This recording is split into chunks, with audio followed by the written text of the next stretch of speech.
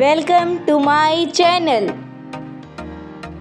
प्यारे बच्चों, आज हम सीखेंगे दाल से बनने वाले अल्फाज।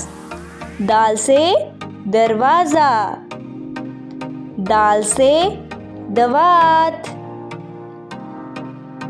दाल से दरख्त, दाल से दांत, दाल से धोबी, दाल से दीवार,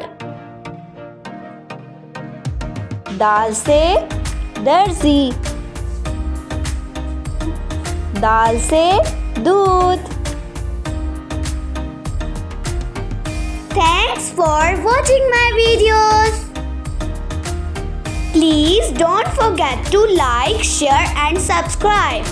For more knowledgeable videos, subscribe to my channel.